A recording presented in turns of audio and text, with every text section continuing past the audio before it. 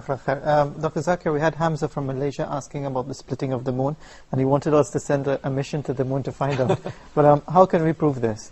As far as we know that there are few hundred miracles which are propheted in Muhammad Sallallahu Alaihi Wasallam, mentioned the Sahih Hadith, some in the Quran, and one mentioned the Quran, Shaqqul Qamar, the splitting of the moon. There have been researches done which do say that there are certain fissures in the moon which can be attributed to this miracle of the Prophet. As far as I am concerned, what I believe, that all the earlier prophets that came, Musa alayhi salam, Isa alayhi salam, that time was the time of miracles, was the time of mu'jiza. Like Musa alayhi salam gave life to the dead. I mean, Isa alayhi salam gave life to the dead. He healed those born blind and lepers. Musa alayhi salam threw the stick, a staff, it became a snake. So that time was the age of miracles. Today is not the age of miracles. Then came the age of literature and poetry. And Quran is the best Arabic literature on the face of the earth. Today is the age of science and technology. What I prefer, that all these miracles, though they are mentioned in the Sahih Hadith, a Muslim never boasts of it. We are aware of it, we agree with it. What we boast is the miracle of the miracle, the ultimate miracle, that is the Quran. Yeah. Because all the other miracles which were done by Musa alayhi salam, Isa alayhi salam, and the other prophets, you cannot go back in time to prove. They're buried with them. Yes, because Musa alayhi salam, he split the sea into two. But today we cannot go back in time to prove whether it happened or not. There can be signs, but we can't go back in time. Isa alayhi salam gave life to the dead. If I say that, give me proof. We can't go back 2000 years back and prove he gave life to the dead. Those were miracles that satisfied the people of that time. Because those were messengers which were meant for those people only.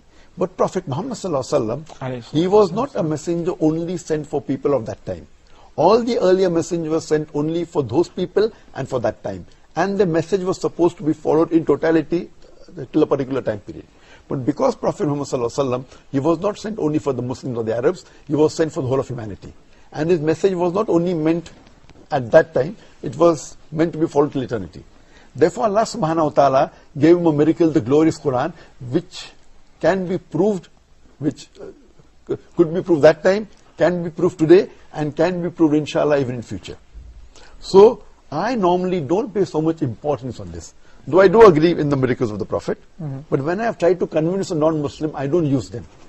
They may be as a last resort, or just as an ancillary thing. What is Quran? So I say, okay, let's analyze today if we put the test of science to the Quran. If we put the test of science to all the religious scriptures, all the religious scriptures fail the test except the Quran. True. SubhanAllah. So with the help of the Quran, for example, Big Bang I spoke earlier. Who could have mentioned that? You know, what we discovered recently. Yes. What I tell to an atheist, whenever atheist comes and says, I don't believe in God, I congratulate him. People say, why am I congratulating an atheist? The reason I'm congratulating him is because most of the other human beings, they are doing blind belief. He is a Christian because father is a Christian. He is a Hindu because father is Hindu. Many Muslims are Muslim because father is a Muslim. Yes. So this atheist is thinking, that, he may be coming from a religious background. The reason I congratulate him because he has said the first part of the Islamic Shahada La ilaha, that there is no God. The only thing I have to do is Allah. So it's a half congratulation. It is not a full one. Oh yes, congratulations, because half my job is done.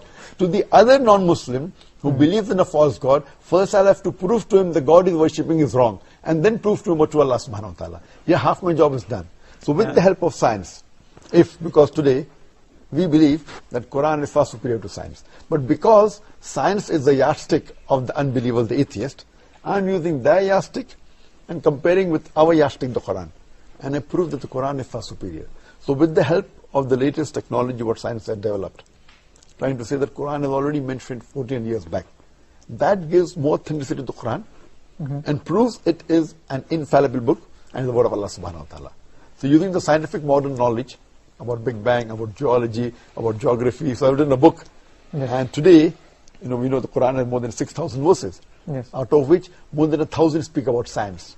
So Quran is not a book of science, S-C-I-E-N-C-E, but it's a book of signs, S-I-G-N-S. It's a book of ayats. True. And out of 6,000 signs, more than 1,000 speak about science.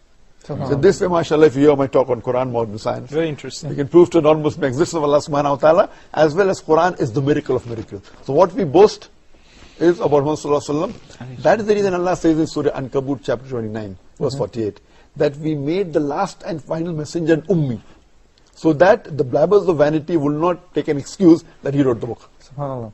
Though even the most intelligent man cannot write the book. And ummi means? Unlettered.